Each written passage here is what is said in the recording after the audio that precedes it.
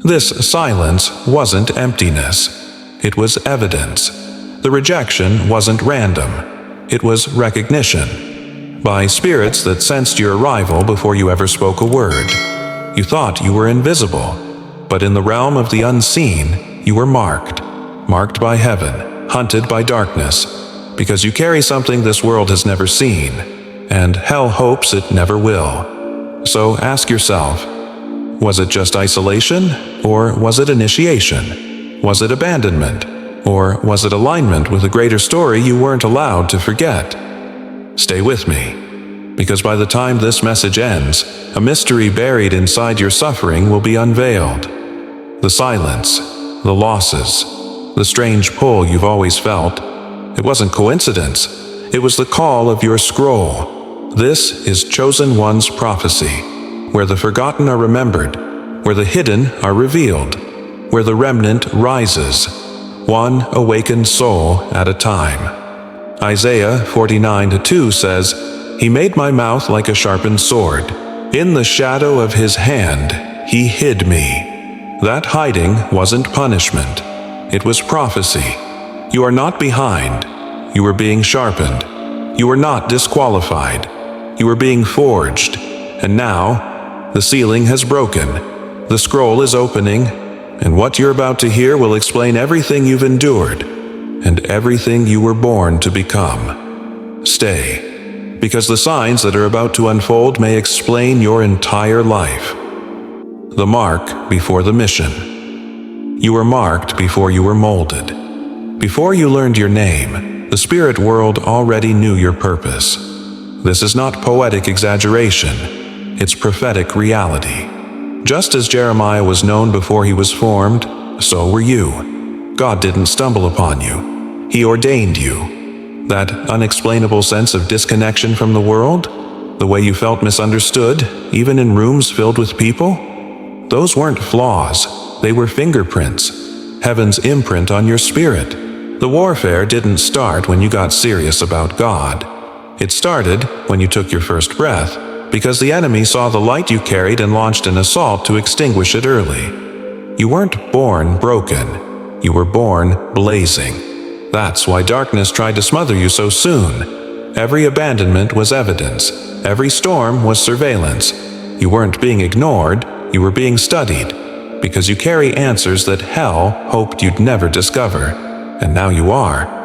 So if you've ever felt like an outsider, it's because you weren't made to fit. You were made to ignite. The silence that shapes you. There are seasons when heaven goes quiet. No signs, no confirmations, no breakthroughs, just stillness. But silence is not absence. It is sacred preparation. Before David became king, he was forgotten in a field. Before Jesus turned water to wine, he endured 30 hidden years. Obscurity is the cocoon where greatness is formed. But only the chosen endure the full silence without walking away. You begged God for direction, and He gave you delay. You asked for promotion, and He gave you pruning. The delay wasn't denial. It was divine disguise. In that silence, your roots were going deeper. Your hearing was becoming sharper. Your dependence was becoming unshakable. To the outside world, it looked like nothing was happening. But in the spirit, the scroll was being sealed until the appointed time. And that time is now unfolding. The fire and the forge pain was your teacher. Betrayal was your boot camp. Loss was your initiation. What the enemy meant to break you, God used to build you. Joseph was betrayed by blood and thrown into pits, only to become the answer to a famine. Your affliction is not wasted. It is the forge where your calling is hardened like steel. Every tear trained your discernment. Every heartbreak shaped your boundaries. Every battle refined your boldness. You were not just surviving. You were being fortified. Because you can't carry glory unless you've been crushed. Your fire wasn't to destroy you. It was to brand you with authority. And that brand, it cannot be faked. Those who carry it, shine. Those who fake it, shatter. You don't need more favor. You need to see the fire was favor all along. The danger of disobedience. There is weight to your walk, not because you're better, but because you're marked. When a chosen one disobeys, it creates ripple effects far beyond personal consequence. Your no delays someone else's breakthrough. Your silence can leave a generation waiting. Jonah fled, and a storm erupted. Not because God was angry, but because purpose cannot be ignored without turbulence. Some of your chaos didn't come from warfare. It came from avoidance. You've known what you were meant to do, but fear, comfort, or unhealed wounds muted your obedience. And now the Spirit is confronting you, not to condemn, but to commission. You're still breathing. That means the assignment still stands, but the window is narrowing, and delayed obedience is still disobedience. Will you say yes, while there's still time? Darkness confrontation. Hell doesn't target the average. It targets the anointed, the nightmares, the sabotage, the sudden betrayals. These weren't random. They were coordinated attacks against your awakening. Before Pharaoh ever feared Moses, he feared what he might become. Before you even knew your worth, the darkness tried to convince you you had none. This is not superstition. This is spiritual warfare. And the fact that you've survived this long, that's your proof. You are dangerous to hell. You've been hunted because you're holy, fought because you're fierce, tested because you're trusted. Demons don't attack empty vessels, and your torment was evidence of your territory. But here's the shift. You're not the victim anymore. You're the threat. If this resonates, comment 40404 now as a prophetic sign you are still listening and receiving. The rise of hidden authority. There is an authority rising in you that no man gave, and no demon can revoke. It was forged in silence, sharpened in pain, sealed in fire. Moses didn't need Pharaoh's permission. Esther didn't need the court's approval. You don't need validation, because you've already been authorized. You've been watching, discerning, holding your tongue, praying in shadows. But now is the hour to speak, to shift, to stand. Heaven is handing you the key. What you unlock cannot be closed. What you bind cannot move. This isn't charisma. This is mantle.